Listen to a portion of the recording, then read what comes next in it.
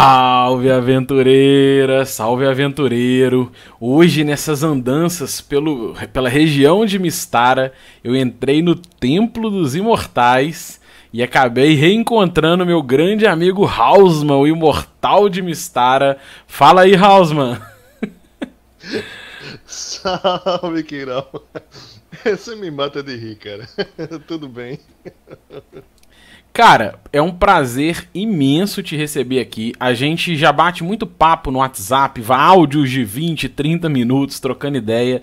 O Hausman pra mim é um XP ambulante e é sempre muito bom bater um papo contigo. Então hoje eu vim aqui no Templo dos Imortais em Mistara, com o professor Hausman, o Imortal, para trocar esse XP compartilhado com vocês que estão nos assistindo.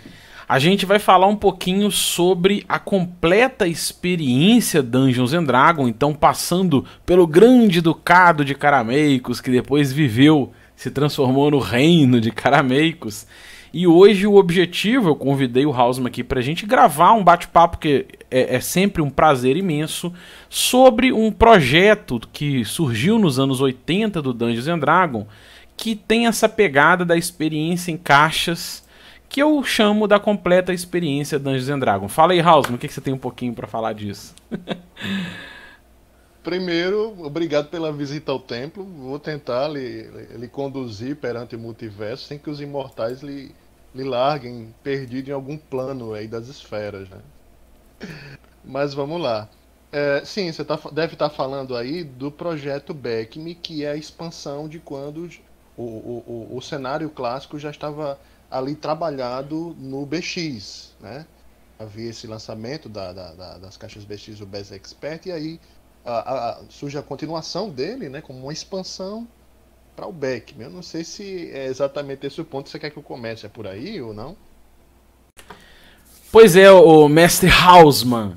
Na verdade, qual que é a pegada, né? A gente tem essa proposta dos anos 80, que é a construção em caixas, que você falou muito bem, e o que eu pensei nesse convite aqui é a gente destrinchar caixa a caixa esse compilado, essa proposta, como se fosse um degrau, ele vai nivelando muito bem, na minha visão, qual era a proposta de toda a experiência do D&D, para você sair do aventuresco ao imortal, em todas essas camadas de experiência que eram ofertadas na forma de caixas, depois compilado no tomo sagrado do Dungeons and Dragons.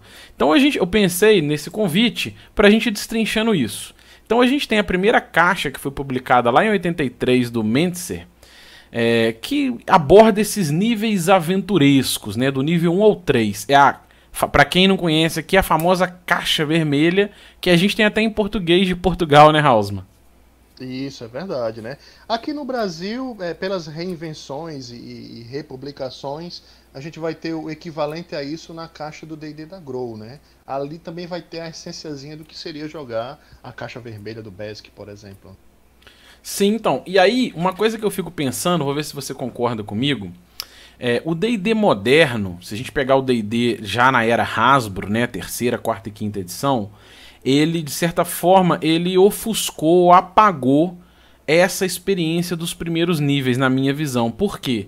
Porque o personagem, se você pegar o personagem da quinta edição, ele já é construído como um personagem experiente. Ele já tem um background, ele já tem um histórico ali, ele tem habilidades correspondentes a esse background.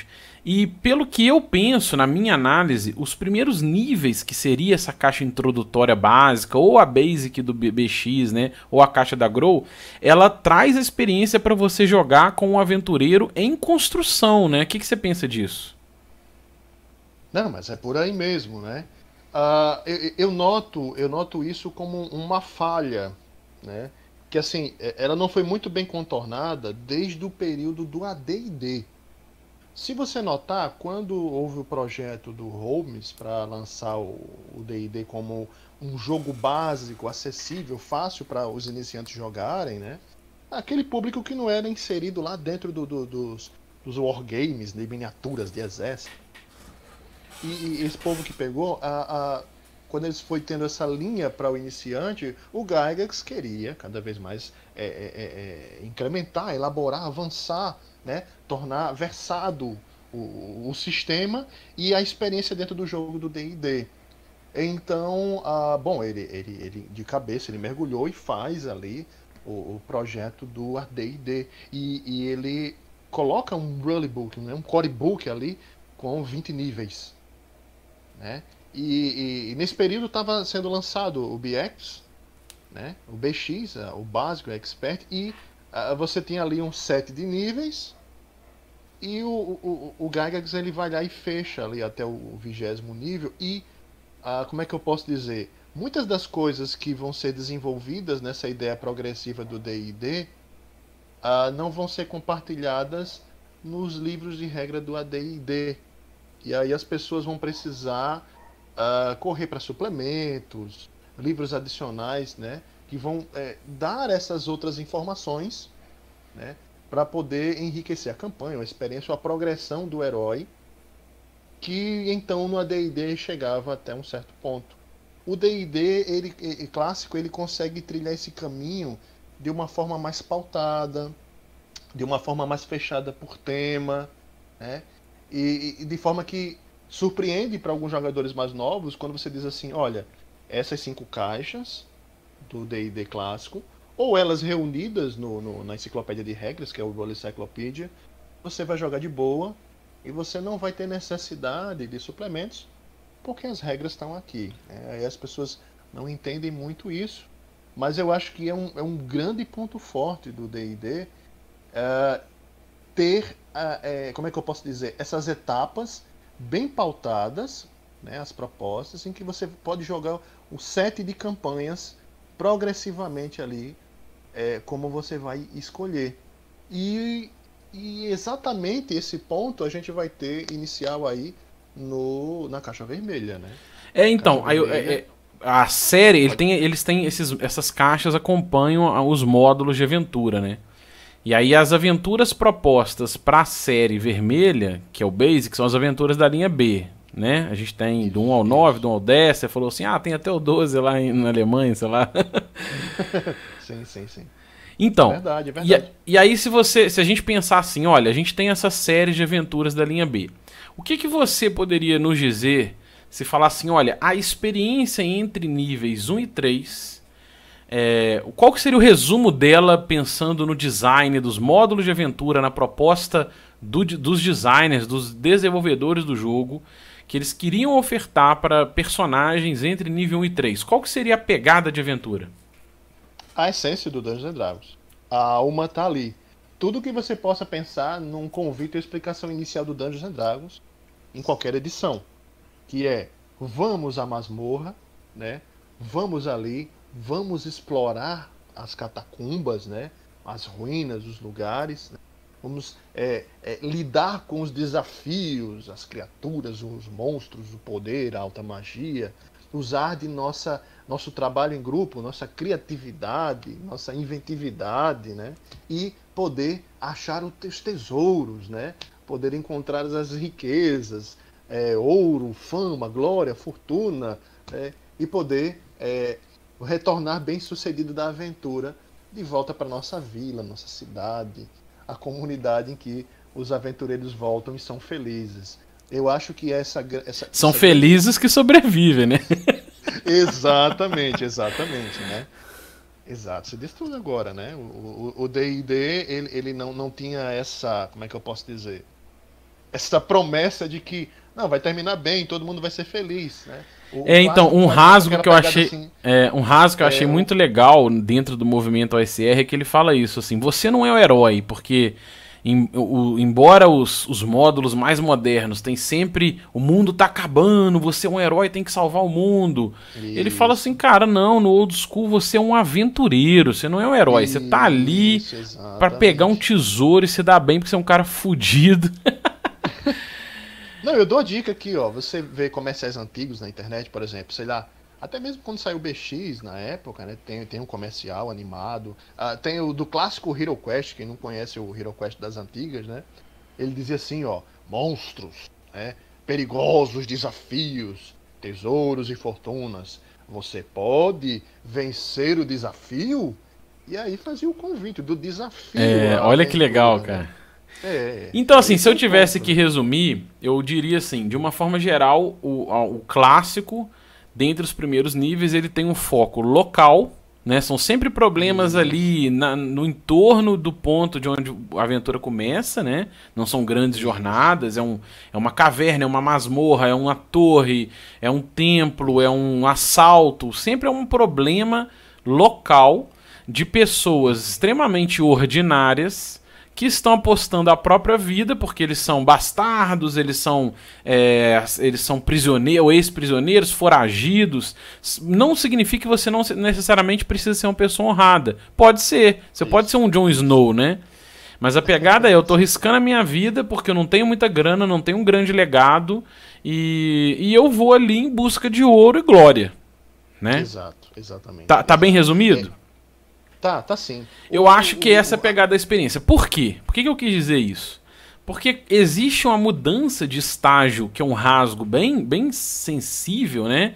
Que é quando você vai para a segunda caixa, que é ali a caixa Expert, a caixa azul, seja do BX, seja da série Beckme, que já traz, por exemplo, dentro da caixa o módulo X1, que é a Isle of Dread, que tem uma proposta de hexcrawl, já trazendo um sentimento de que os. E olha que legal, hein, cara? Deixa eu falar uma coisa que você tinha me falado pra chamar a atenção de quem estiver nos assistindo.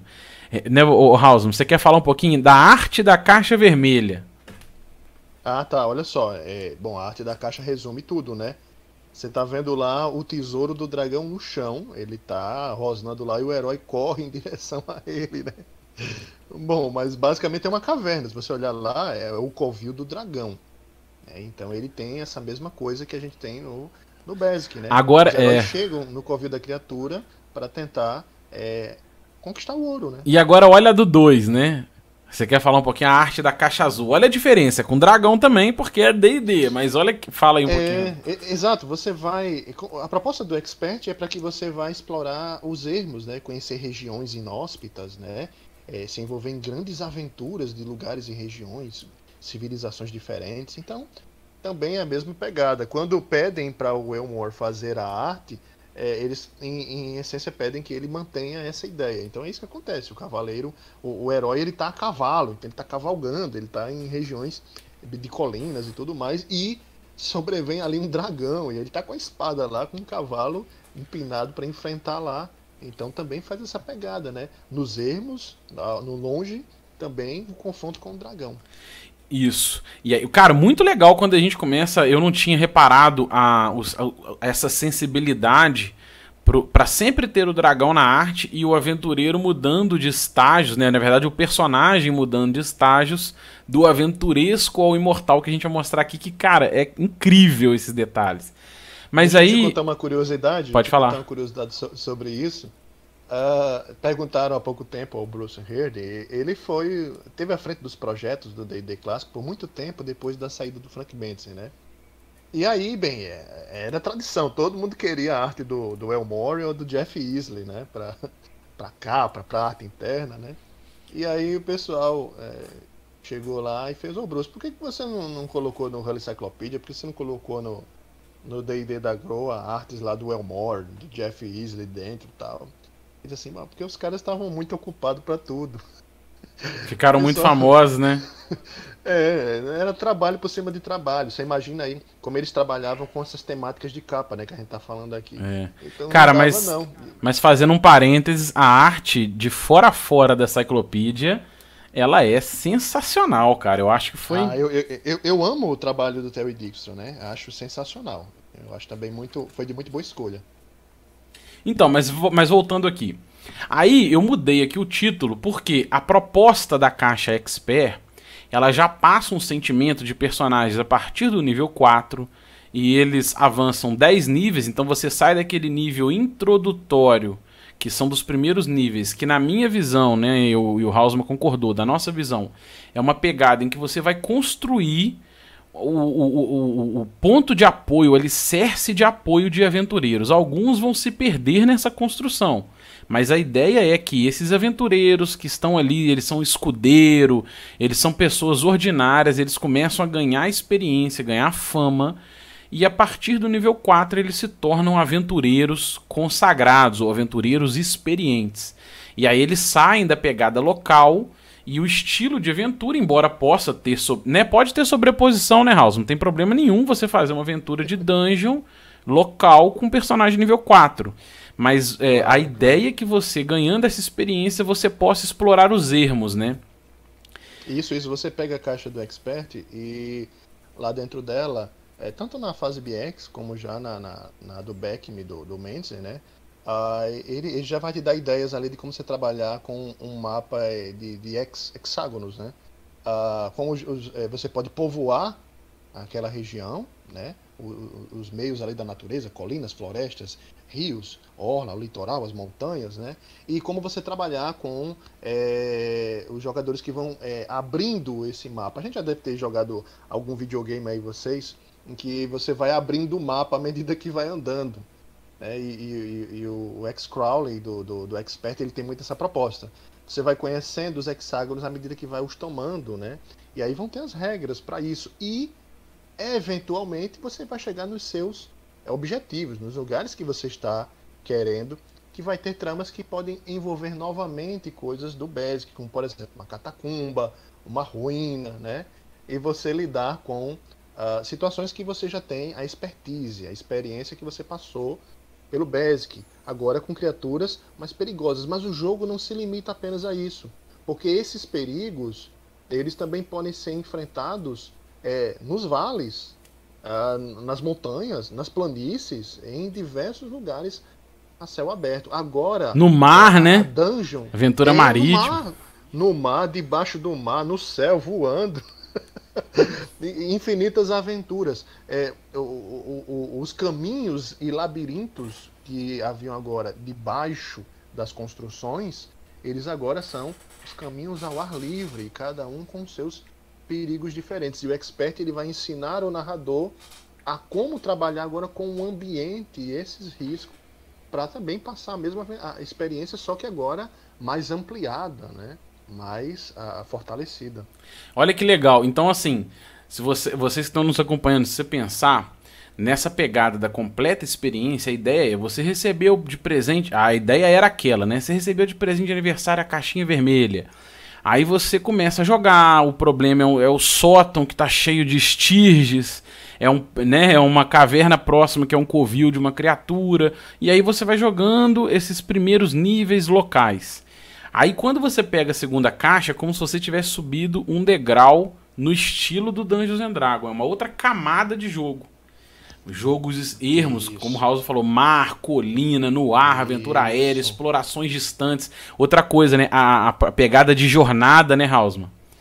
Não, eu vou te dar eu vou te dar mais exemplo aqui, viu? Pra poder a mente do jogador e do narrador começar a fervilhar. Você saiu da dungeon, pegou o baú, os sacos de ouro lá. Está no meio de um canyon, um penhasco. Como é que você vai levar esse ouro para cima? Tem criaturas permeando ali o covil, criaturas perigosas. Como é que você vai escalar? Leva esse tesouro. Você precisa atravessar um rio com ele? Você vai atravessar uma floresta com bandidos?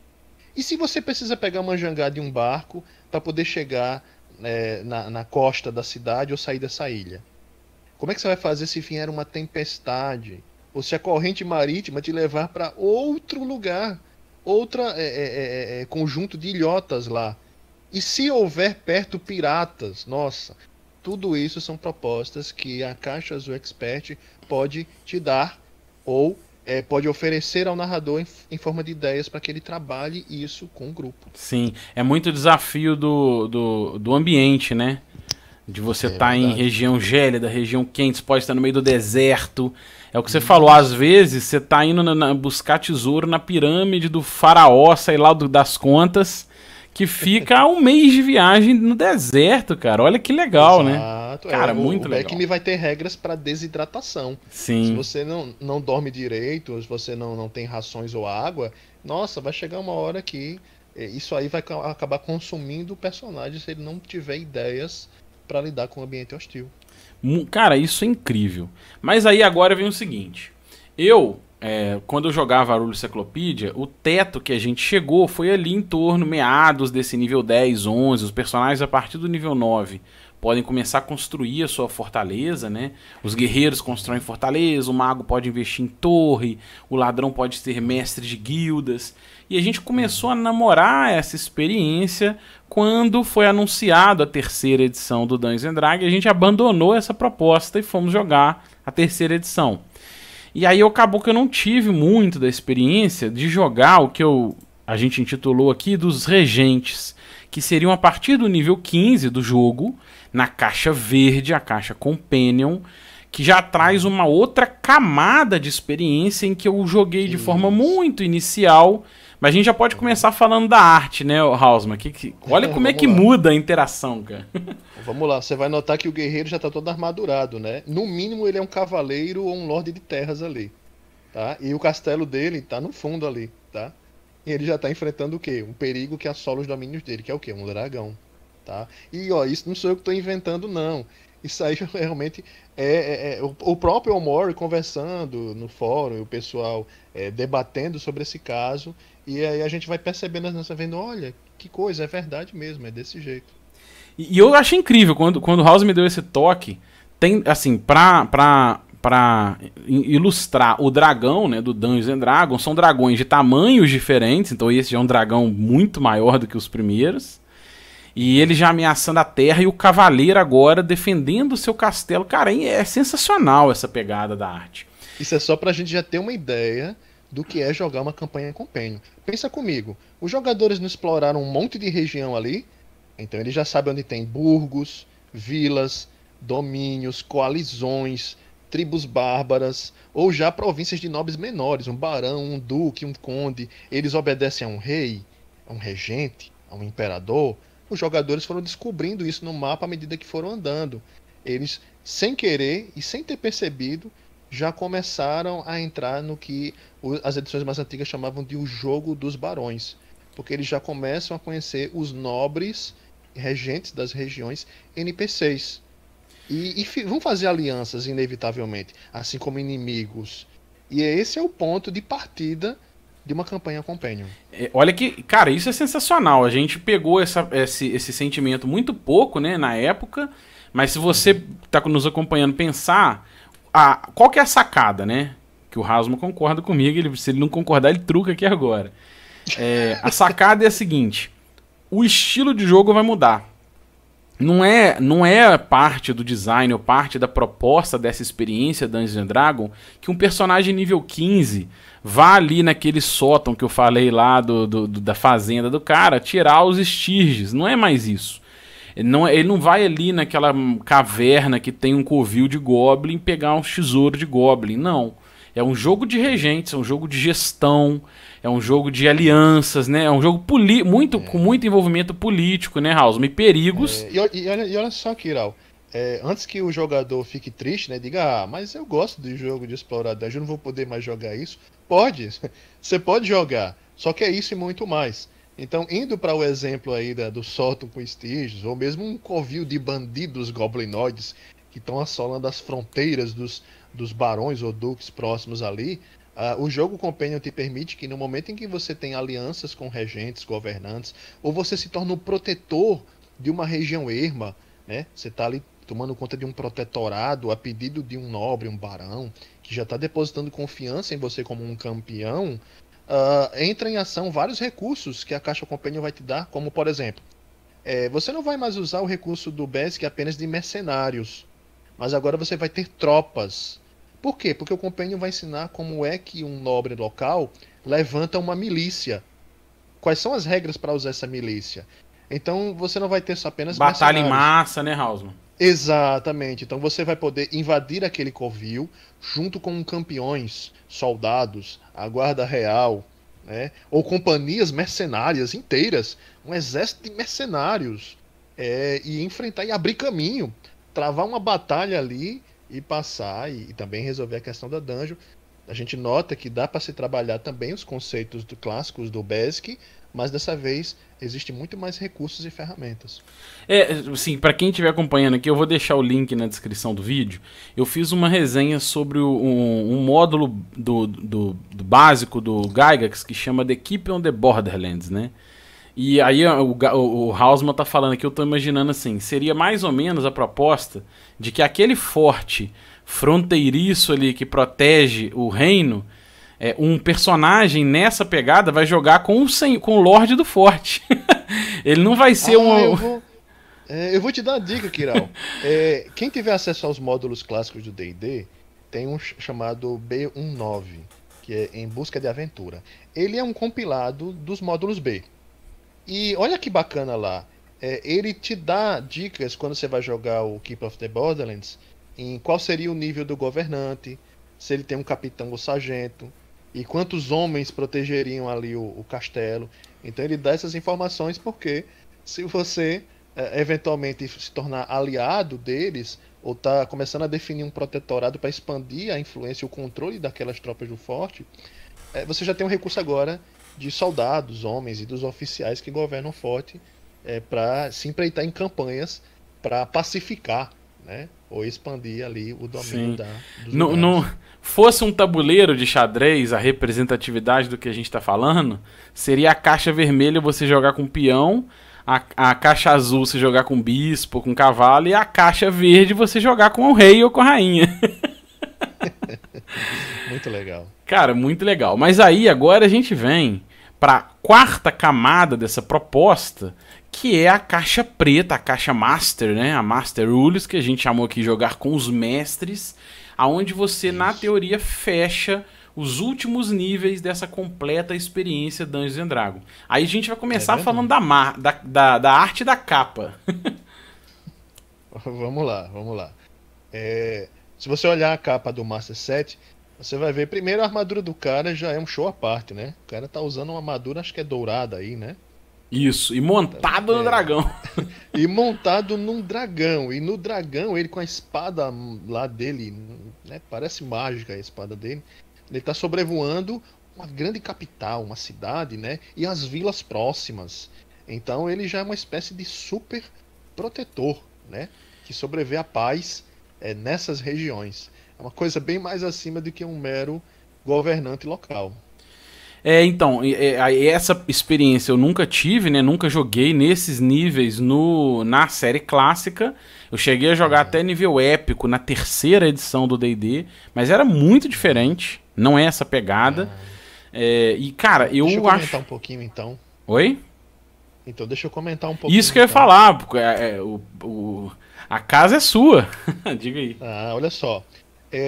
Claro que a gente precisa entender que às vezes o jogador ele quer uma campanha rápida, ele não quer passar por todas as caixas.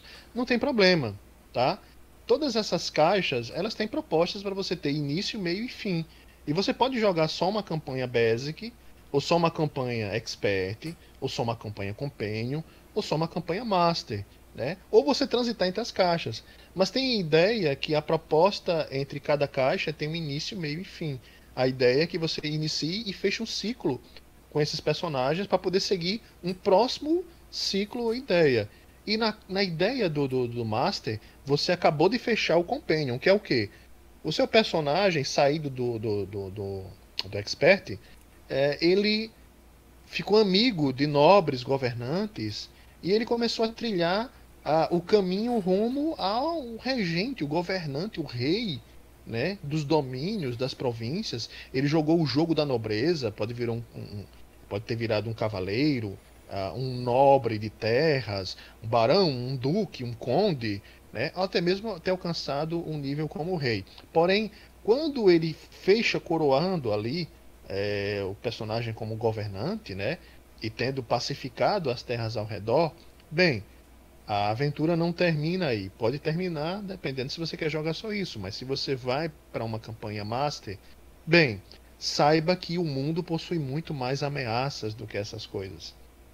O que permeia, quais são os males que estão além das montanhas, que ameaçam as terras pacificadas, ou que podem invadir a terra dos homens, ou o plano primário em que todos habitam. Será que estamos realmente seguros dentro do cosmo? Algumas dessas ameaças podem vir aqui e tirar nossa paz? Sim. O Master ele vai te ensinar como você vai jogar com personagens que, transcendendo simplesmente a nobreza e o governo, eles vão se tornar realmente os heróis defensores do mundo, defensores das Nações Unidas, dos mundos conhecidos e das terras civilizadas.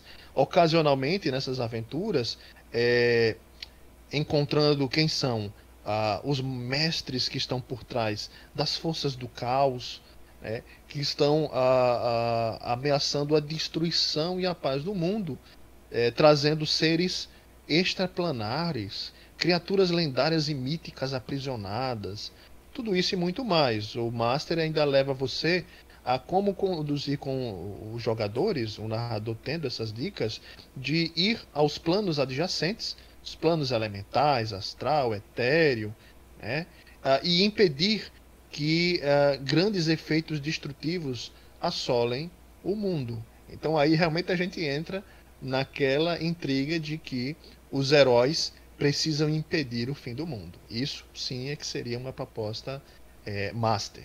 Pra você jogar Master, não pra jogar com o personagem nível 7, né? Como a gente Isso, tem aí no... exatamente, Acontece Exatamente. muito. Então, assim, olha como é que isso é legal, né? Porque a gente tem, pra quem é mais acostumado aí com a quinta edição do D&D, a gente tem os tiers de jogo no D&D, que é do nível 1 a 4, aí 5 a 9. Mas essas camadas são muito menos claras do que essa experiência em caixas. Então é muito comum você pegar personagem nível 13, 14 e ele se comportando, o perfil da aventura, ser aventuresco. Ele só tá naquela esteira, mas ele ao invés de estar enfrentando um covil de goblin local, ele tá enfrentando um covil de gigantes. Mas é a mesma pegada, é entrar ali, mata bicho, pega tesouro. E não é essa a experiência em caixas, né? Então a pegada do design, como o Hausman falou muito bem, você vai começar a lidar com problemas extraplanares, né, Hausman? É isso. Exato, Você sai dessa camada de reino, de fronteira, de aliança política e entra num nível, nos cosmos, nos planos etéreo, astral. Olha que doideira, cara. Você já teve alguma experiência jogando ou mestrando? Eu vou te dar um exemplo. Tá? Eu cheguei a usar um módulo Master numa campanha com os meus jogadores.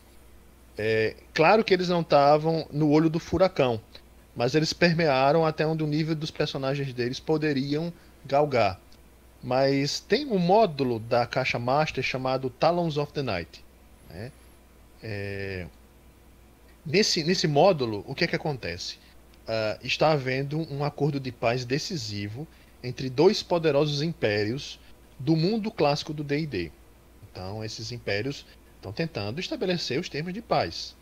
E os imortais, os seres da entropia, não concordam com isso, porque isso vai estabelecer a paz no mundo. Então eles tentam sabotar esse evento, né? Causando um triste fim nos diplomatas e nos governantes que estão ali. E cabe aos personagens utilizar um poderoso artefato que vai combater esses efeitos da entropia, mas eles deverão se lançar em uma quest para poder ter acesso ao artefato. E chegando no local e usando do poder dele para combater o caos, a entropia, eles possam resgatar esses regentes e que eles possam novamente estabelecer a paz. E essa jornada deles inclui visita a planos e enfrentamento, combate com criaturas extraplanares, para que eles consigam trazer de volta a paz definitiva. Cara, é muito, muito, muito legal. Sabe o que eu tô pensando enquanto você tá falando nisso? Eu tô pensando assim, qual que seria o XP, por exemplo, se a pessoa quiser ler a caixa Master, quero comprar o PDF dela no Drive-Thru RPG, quero ler esse conteúdo, mas eu vou começar na OSR agora, vou começar no Old School agora, nos primeiros níveis.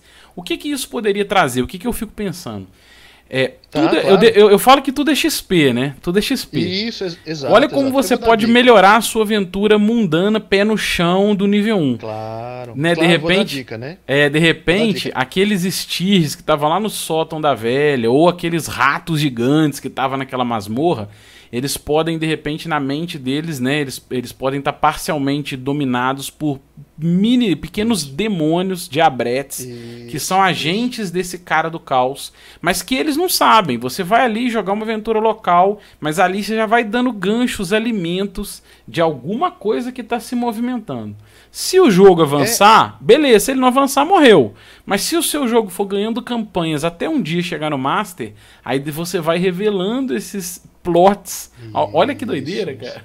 E os jogadores ficam eufóricos, né? Com certeza. Rapaz, então isso tá envolvido, tá ligado com aquilo lá. Imagina, cara, tipo um ano depois, os caras estão nível 7, eles descobrem que tem um mago, que é um cultista desses demônios, desses agentes do caos, e que aqueles ratos lá já faziam parte daquele plano. E aí eles vão explodir na mente, cara. E não precisa... E legal, né? Como tem muita... não precisa ser o mesmo personagem, né?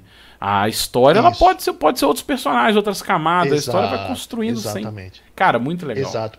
Quando o narrador tem acesso a essas caixas e conhece dessas ferramentas e mecanismos, não necessariamente ele vai precisar usar tudo para poder narrar. Ele pode começar com um set bem básico, mas à medida que ele vai ganhando experiência e conhecendo essas caixas, ele pode fazer coisas tão camada sobre camada que os jogadores vão se deslumbrando quando eles vão adentrando os níveis de segredo e de mistério da coisa, até entender quais são as relações ou as influências de poderes superiores dentro dessa história toda. O narrador ele vai ter uma riqueza de recursos e ferramentas, uma verdadeira caixa de ferramentas para ele poder trabalhar.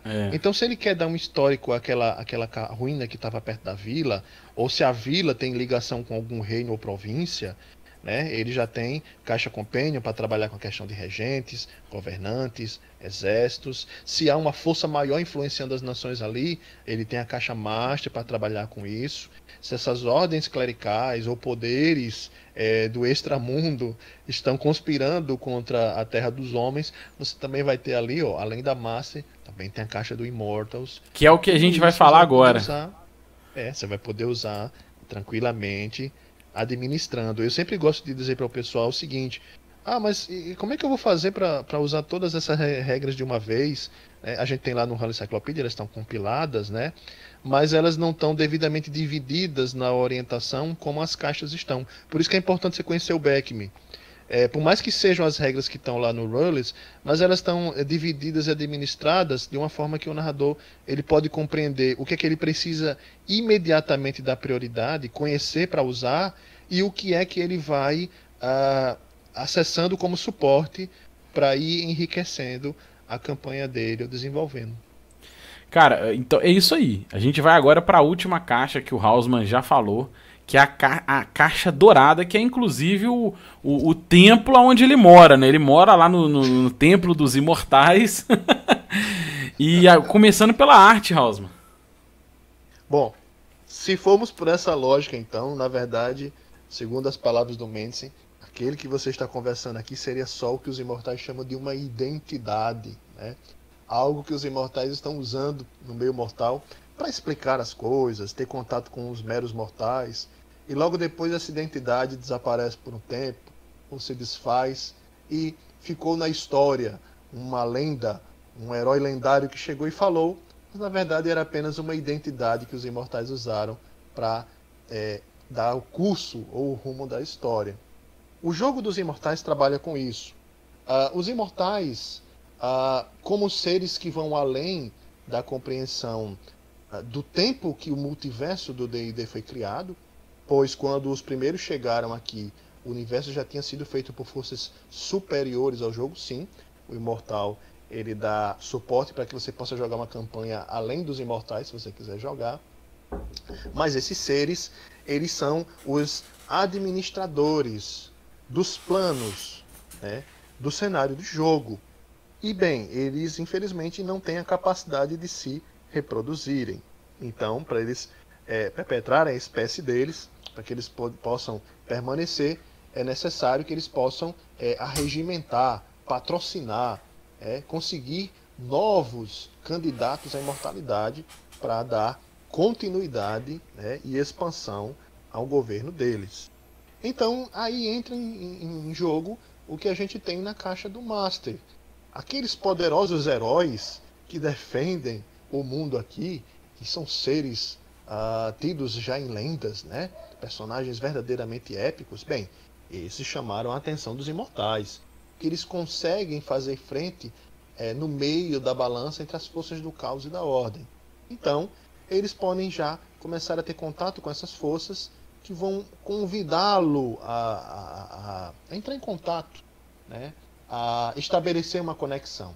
E aí a Caixa do Immortals, ele dá orientações de como o personagem, trilhando esses contatos agora e tendo no final da Caixa Master conseguido fazer a jornada para a imortalidade, o Immortals ele dá todo um set de regras e dicas de como você vai converter a ficha do seu personagem para um imortal. E como você poderá também manter esse imortal factível em uma ficha mortal se você precisar usar ele em jogo. Não que você esteja limitado a uma forma só, afinal, você é uma essência do seu ser ligado às esferas de influência do multiverso. Mas você poderá, quando for necessário, assumir formas, se manifestar como algum tipo de ser, né, ou potência de energia, ou você pode assumir uma raça ou uma forma mortal e ali assumir. O fato é que cada um desses imortais vão entrar em um grupo seleto de seres que protegem uma das 5 esferas de influência. A saber, no universo criado do D&D, seria matéria, energia, pensamento, tempo e entropia. Esses personagens, dentro de cada grupo da sua esfera, vão lutar para promover essa sua própria esfera e combater os excessos das esferas opostas. E isso vai tornar um grande jogo de equilíbrio no cosmo do multiverso, para que a ordem barra caos se estabeleça ali. Também haverão muitos jogos, porque agora não há mais reinos apenas, mas há os seus devotos, seguidores, raças que você criou, que mantém contato, pois são seus súditos, né? E o imortal, ele governa. Governa da onde? Do seu plano. No plano exterior ali, ele é supremo, ele cria todas as coisas que ele precisou criar para dar sequência à sua esfera de influência. E os imortais, eles mantêm a paz em províncias, perímetros ou distritos que a gente vai acabar vendo no jogo, que é um grande jogo de X-Crawling também, só que dessa vez o mapa desses hexágonos se resume a zonas de planos, planetas, regiões cósmicas e até mesmo dimensões escondidas dentro dessas camadas de plano. Cara, é sensacional, mas quando você está falando aí eu tô pensando, então se um estilo de jogo, se a gente fosse jogar uma campanha dessa, ela é muito, um jogo na pegada imortal, eu coloquei entre asterisco aqui de 1 a 36, tá, gente? Porque você tem 36 níveis imortais também, né, Hausmann? Você demorou 36 níveis até a caixa master, né? Imagina você pegar 36 níveis na caixa mortal. Né? Mas aí quando a gente for jogar, ele é um jogo muito lento, o design dele, ele evolui mais ou menos a cada quantas sessões, você sabe se tem alguma ideia disso? E o estilo de jogo, então, ele tem mecânicas específicas. Você consegue citar pra gente uma ou duas mecânicas aí que envolvem a proposta imortal? Claro. Grande parte das pontuações em habilidades dos imortais já não restringem mais até o 18. Então você vai encontrar seres que têm um nível de atributo até 100. E para esse tipo de rolado, o jogador e o mestre dizem, como é que rola um negócio desse, né? Se eu precisar fazer uma checagem de habilidade, né? Claro que o Beckmir ainda preza por você ter um diálogo com o jogador, né? E dentro dos parâmetros do que você entende das pontuações de habilidades e atributos, você entender se aquilo é factível, é possível de ser feito ou não, sem a necessidade exata de uma rolada de dados. Mas o Beckmir ele abre precedentes para isso, né? Você pode fazer um jogo conduzido também rolada de atributos se você quiser ter uma consulta dos dados para isso. Só que dessa vez você não vai rolar mais D20, você vai rolar um D100. É um D100. Você rola eu ia te perguntar isso. E é roll under também, então se tem força 70, tem que tirar menos 70, é assim? Tem, claro. Vai ter umas regras especiais para disputas, né? Ou para você usar seus PowerPoints, seus pontos de poder para enfraquecer o oponente. né, enfraquecer ele no momento, fazer com que ele não possa usar um poder, ou tem um atributo rebaixado, né? Tem esses golpes sujos na luta entre os imortais e os seres, mas faz parte da nova mecânica, porque... É tipo Avengers, então, uma parada assim?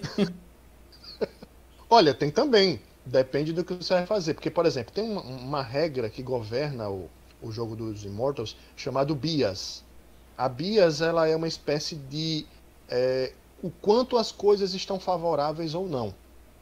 Então, se você vai a um plano, se você chegou a uma dimensão e, bem, as regras ali favorecem você ou não, você vai ter bônus ou penalidades para essas coisas. Então, você pode estar em locais bem hostis, que vão quase te impedir de fazer essas coisas, ou você vai estar em locais que são completamente favoráveis para que você possa fazer isso. De uma forma geral, como eu falo, tudo é XP, eu acho que, né, vale a experiência, mas seria como você jogar com os deuses do cenário, né, House? Mais ou menos essa pegada. Ao invés de você ser influenciado por aquele divindade ou outra, você está jogando com personagens desse nível de poder, né? Dessa curva de poder. Eu acho interessante você falar sobre isso, porque é um momento essencial aqui para a gente tirar uma grande dúvida, né? Que as pessoas falam, eu não gosto dessa ideia de imortal, eu gosto de deuses, né? E aí quer trabalhar com deuses. Claro, o jogo é seu, né? Você vai fazer como você achar melhor no seu cenário. Mas se você queira abraçar a proposta do imortal, é importante a gente entender que há de grande diferença entre deuses e imortais. Os deuses que trabalham em grande parte dos cenários de fantasia, eles estão ligados a um portfólio e a um conceito a qual os jogadores recorrem, e por recorrer a esse recurso, a terem seguidores, a divindade possui poder. Não é o caso exatamente do imortal. O imortal ele vai trabalhar com a esfera dele e, diferente de um deus, um imortal não é onisciente, né? Ah, sim. Ele não sabe de todas as coisas. Mas deixa eu te fazer uma pergunta que não quer calar. O imortal pode morrer? Ele pode. Mas virtualmente... É quase impossível você perder um imortal, tá? Mas isso não retira da mente de um jogador criativo ideias muito malignas. Por exemplo, existe um tipo de ser no cenário, um tipo de criatura lá, me falha a memória exata dele agora, mas ele absorve os poderes de um imortal. Os PowerPoints dele, né? Como ele faz isso? Digerindo o imortal.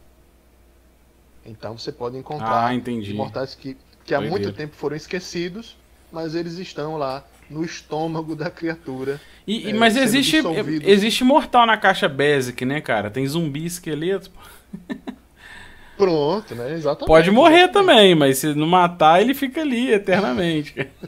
Exatamente. Então, um imortal, ele pode sim ser fragmentado, ele pode entrar em estado embrionário. Entendi. Né? Ele pode perder o poder progressivo que ele está escalando ali em níveis. Então a pegada do desafio, a pegada do jogo, ela envolve em cima disso. Às vezes ele foi extremamente enfraquecido, ele precisa recuperar isso. O jogo vai ganhando cor em cima disso, né? Exatamente. Ah, legal. Tem um termozinho que o cenário usa chamado stroke, né? Que é quando o imortal ele foi aturdido de uma poderosa perda.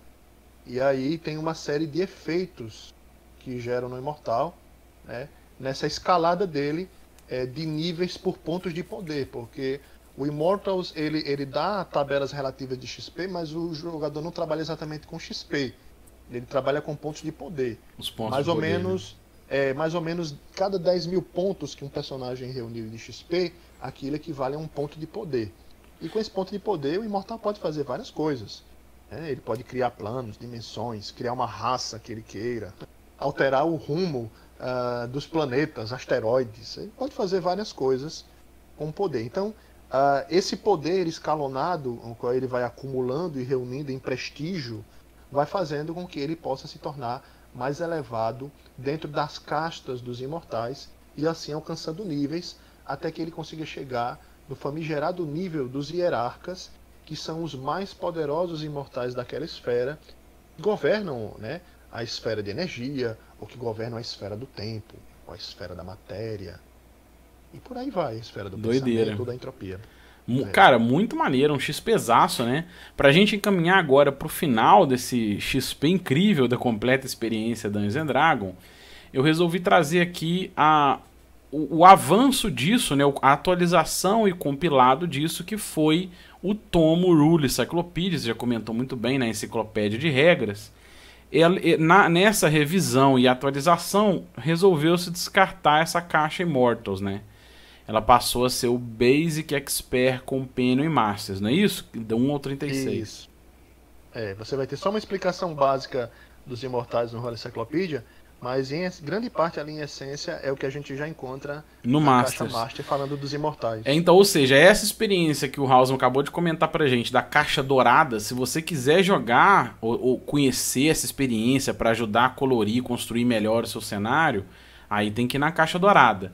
Mas a Cyclopedia, pra mim, né, na minha visão, ela é o melhor livro de Dungeons and Dragons de todos os tempos. Porque você consegue, num documento só, né, num livro, ter todo esse conteúdo revisado e atualizado do que a gente chama da completa experiência Dungeons and Dragons. Salvo essa caixa dourada e tem esse probleminha que o Hausman comentou. Um jogador iniciante, né, Hausman? Você falou assim, um jogador iniciante vai começar a jogar, ele pega esse tomo gigantesco, você pode ser um pouco assustador, né? Uhum. E enquanto você dá a caixinha básica, a vermelha, o livrinho é um livretinho de 50, 60 páginas, né? E é um livreto. Então ele é mais atrativo, mas se você quer um conteúdo... Se eu fosse para uma ilha deserta, ficar o resto da minha vida lá e tivesse que levar só um livro, eu levaria a Rule Cyclopedia sem dúvida. Se o Harold Helston tivesse vivo ainda, né? Ele nos deixou ali por volta de 2013. Certamente ele ficaria muito feliz com os jogadores aqui no Brasil que gostam do trabalho dele no Role Cyclopedia. O Helston acompanhava um pouco das atividades aqui no Brasil. Ele chegou a ser até um membro aqui do fórum do Mistar aqui no Brasil. Inclusive até o perfil dele ainda está lá. Mas ele não abandonou aqueles que sejam ansiosos pelos Imortais. A gente infelizmente não vai ter esses materiais no Role Cyclopedia, mas como um seguidor dos Imortais aqui, eu deixo a trilha da imortalidade para aqueles que queiram trilhar. Se você não tem acesso à caixa dourada, eu vou te passar um tesouro mais fácil e atual de achar. O mesmo selo do Dungeons and Dragons do Role Cyclopedia, o qual é compartilhado, por exemplo, nas caixas da Grow, esse material, esse XPzaço, vai estar disponível em uma caixa que foi lançada após o Role Cyclopedia, chamada Wrath of the Immortals. Então, se você tem acesso a essa caixa, tá? Escrita pelo próprio Harold Helston e com o selo Dungeons and Dragons bem D&D da Grow, que é o mesmo logo da Cyclopedia, né? Isso, exatamente. É uma ideia trabalhada para continuar. Ele só deixa fora do Role Cyclopedia para que fique uma informação mais restrita ao narrador. Mas na verdade, tudo que o Hausman tá falando aí, é mentira, tá? O Hausman, que é o último imortal, ele escondeu essa informação da galera. Falou, não, eu sou imortal, ninguém mais vai ser imortal. Então, Kiral, você já tem aí uma trilha para a sua imortalidade. Você tem a dica. Pode legal. A caixa perdida então, do Wrath of the Immortals e veja lá. Ou seja, se você tiver o livro Rule Cyclopedia, essa caixa Wrath of the Immortals, você tem a versão atualizada do que seria as 5 caixas Beckman, né? Isso, e acréscimos, viu? Porque e acréscimos. Você pega na caixa dourada, a caixa dourada ela não te dá alguns detalhes. Por exemplo, ela não te dá os imortais do mundo conhecido.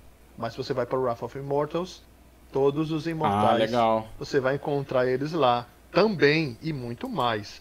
Aquele jogador que tem, por exemplo, sei lá, aqui no Brasil, Carameicos Terra de Aventuras, e sempre quis saber, por exemplo, os imortais do Carameicos, né? Que é Halav, Petra, Zishev, né? Esses imortais não estão na caixa dourada. Mas quando você pega o Wrath of Immortals, eles estão lá para que você possa usar no jogo. Muito legal. Ó, é o seguinte, eu sempre deixo no finalzinho, Hausman, brigadaço por esse XP incrível.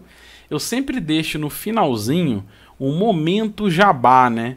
para você falar um pouquinho do que você produz, para dar os links, para fazer esse jabá. O que eu esqueci, para quem estiver vendo o vídeo, é colocar a arte aí no vídeo para você ver o momento jabá. A gente vai deixar na descrição do vídeo. Mas esse momento, o grande Hausmann, é seu. Você pode falar aí o que, né, por onde te encontra, contatos, momento jabá, a página lá do Mistara de Hausmann, é contigo. Tá ok, então. Olha só. Eu vou tentar não me arrastar muito, porque é muita coisa, mas vamos lá.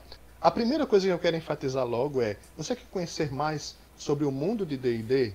Quer conhecer mais sobre esses detalhes? Saibam que a gente está abordando, módulo por módulo, na progressão da história disso, em uma coluna do podcast lá do Brainstorm RPG, tá? Então no Brainstormcast você vai poder ter acesso a comentários bem detalhados e profundos insights de cada módulo desse, com a coluna A História do Mundo de D&D, tá?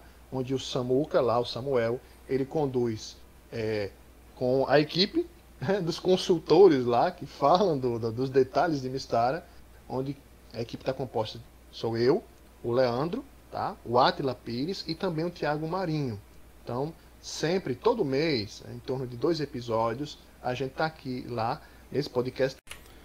Achei a arte, Hausmann, desculpa te interromper. Pode voltar a falar, tá aqui o Brainstormcast, onde o Hausmann tá dando essa aula podcast a podcast pra nós. Perdão, Hausmann, pode voltar a falar. Não, tá tranquilo, de boa.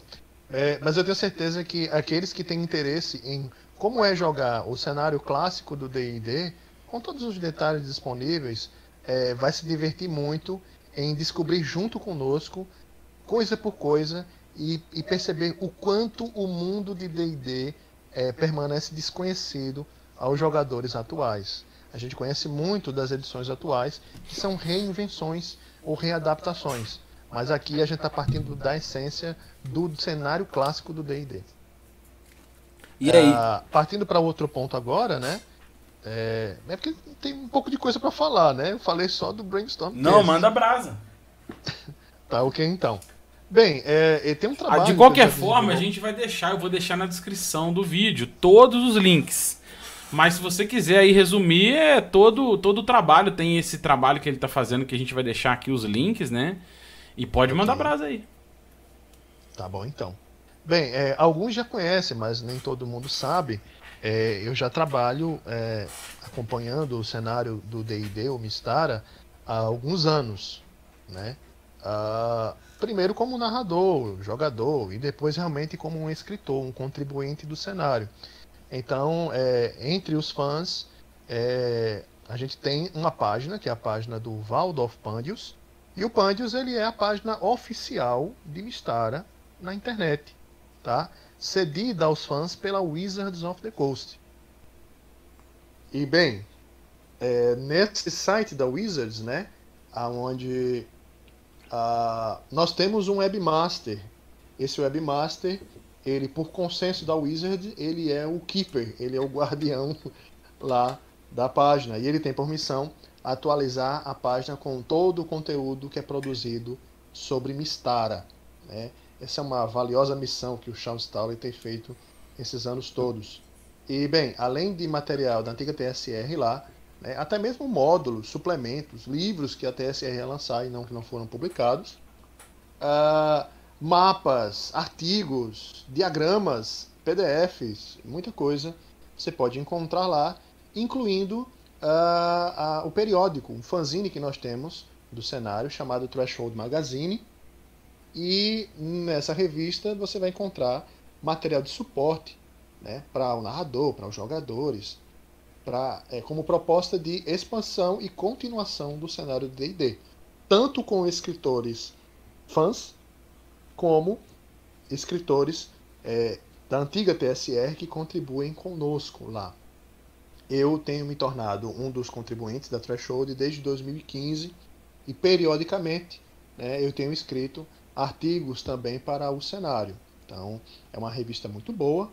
A última publicação foi a número 25, sobre Fortalezas e Domínios. Então, ele tem materiais muito bons para um narrador.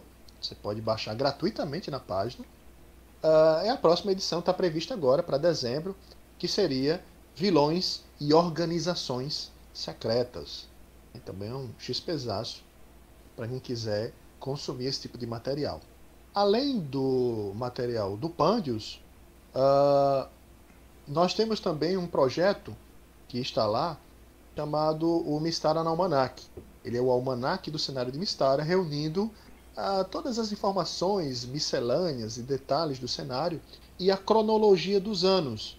Então, se você acompanha algum dos produtos do cenário e quer saber como anda o mundo, o que é que está acontecendo, então, dia por dia, ano por ano, você vai encontrar essas informações nos almanaques. Por sinal, o próximo que está para ser lançado é do ano de 1020 do cenário. Tá?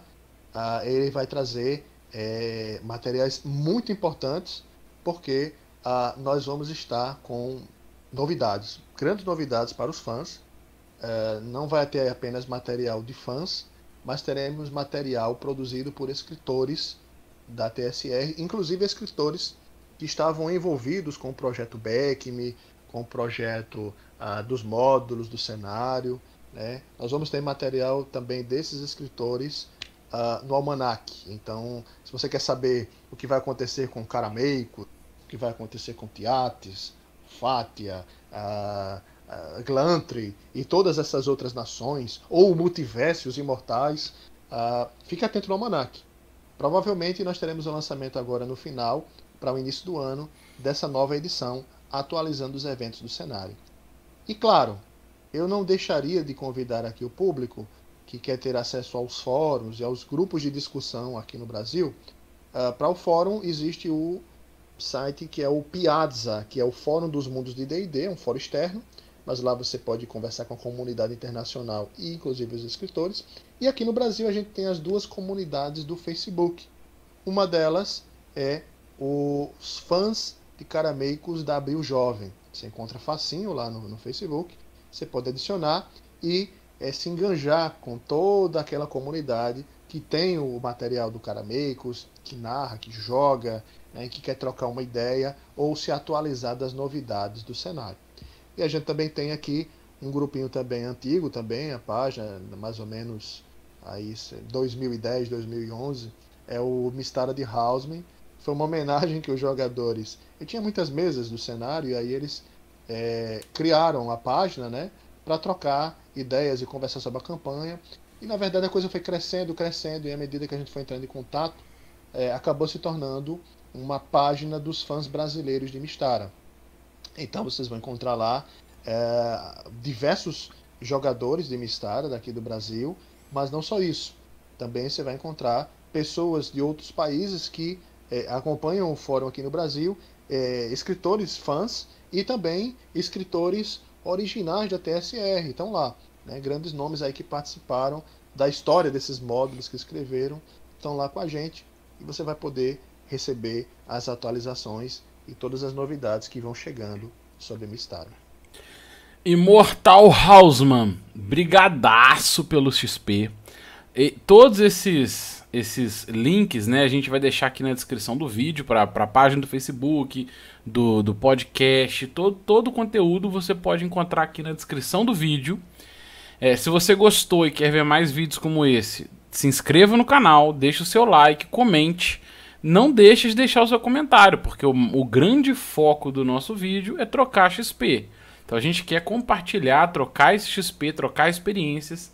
Então você conhecia as caixas Beckme, já jogou, o que você acha disso? Deixa aqui no comentário. Hausman, brigadaço, é uma honra trocar esse XP contigo. E tá sempre bem-vindo para outros papos correlacionados.